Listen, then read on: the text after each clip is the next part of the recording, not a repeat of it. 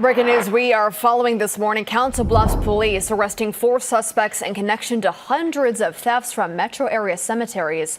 4 other suspects are still at large this morning. If you have any information about where these people might be, call 911 or Council Bluffs Crime Stoppers. Well, new this morning, we are just learning about a shooting incident at the Chiefs practice facility that happened last spring.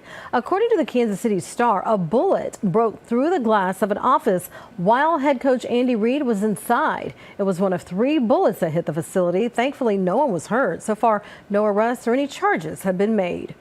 And more breaking news before you go. Prosecutors in Sean Diddy Combs' trial say his request for an acquittal or a new trial should be rejected. The filing was made public late last night, but was written almost 3 weeks after Diddy was convicted of 2 charges related to prostitution.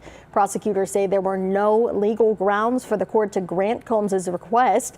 They say he should be sentenced on October 3rd. Aaron. All right, Maria, thank you. More top stories now. The suspect in a metro shooting has now been identified as 42-year-old Monria Harrington. It happened near 30th and Fort.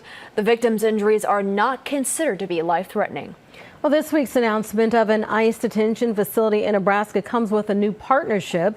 The Nebraska State Patrol is partnering with ICE through the 287G program. 6 troopers will collaborate with ICE as a secondary duty. The woman arrested over the death of a vulnerable adult has now been charged with involuntary manslaughter. Nikki Budlong made her first appearance in court, where her bond was set at $300,000.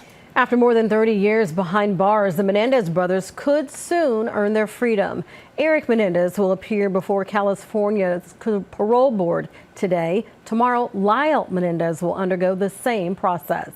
Local nonprofit IB Black Girl will be hosting a summit starting today. They'll be addressing economic opportunity, holistic well-being, and community investment. The event begins with a welcome reception at 5.